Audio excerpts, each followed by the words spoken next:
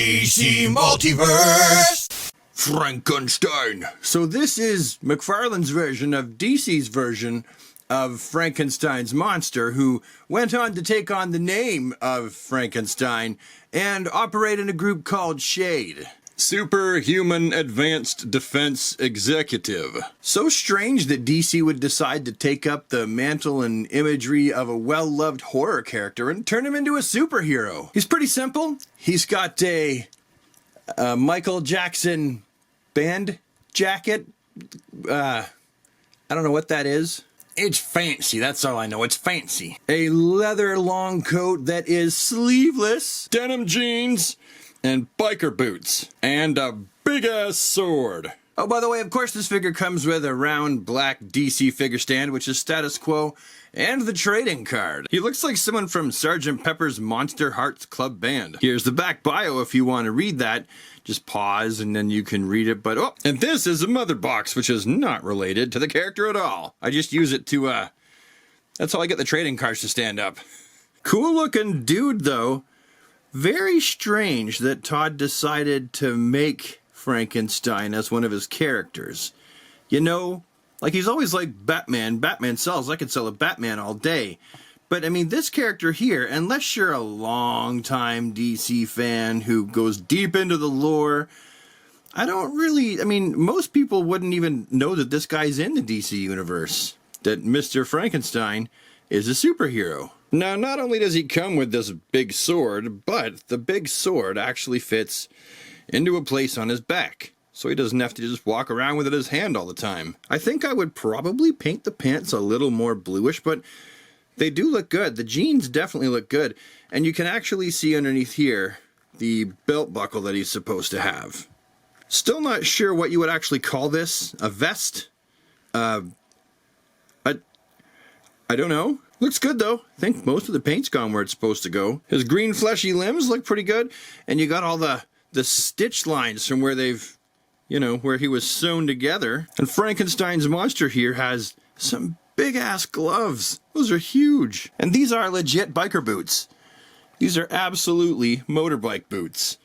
Ooh, does he ride a motorbike in the comics? I don't know. I don't know enough about this character, to be honest. One thing's for sure, everything is fantastically textured, and I think there's a wash over pretty much everything. There's a black wash over the skin, and it really shows in the cracks and craggles, and in the stitches. There's a darker wash over top of the denim jeans, and there's even a wash over top of the boots. Frankenstein's facey face, not bad.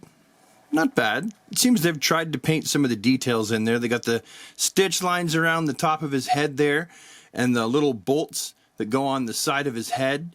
They got the hair that is just on the top of his head, and the eyes aren't too badly done, actually. So, yeah, this is pretty good. I'm not sure how well articulated he is, but I might as well find... Oh, goodness. Well, he can lean back quite a bit. Side to side. All right, forward. Not a whole lot forward. His big old fat head gets lots of articulation. Round here, got a rounded hinge.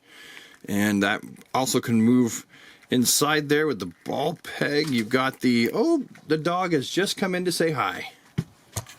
What are you doing, Wilson? You figured you would come in here and bug me while I'm doing my video? That's okay. I love you. Where was I? Oh, yes. Then he's got bicep swivel. It'll be 360, of course, because it's on a peg. How could it not be? Round and round it goes. You got single jointed... I guess I would call that about 90 degrees.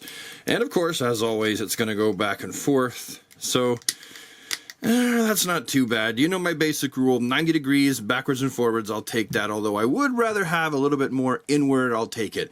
And then, of course, he's going to have this gigantic rounded ball hinge in the wrist. Could be worse. Could be better. And then down here, we got the typical way that McFarlane approaches the groin of his characters.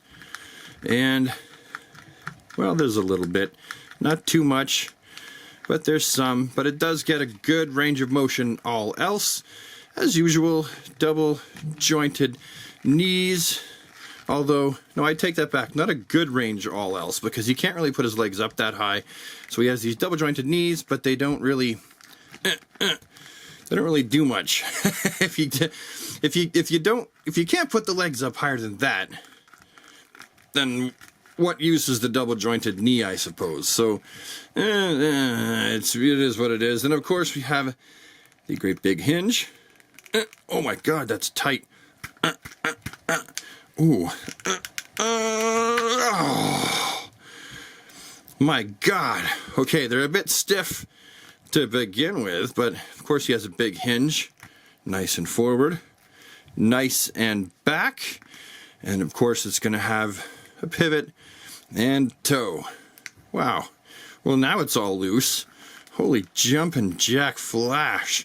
All right, so what do I think about this figure? Well, he's big. He's bulky.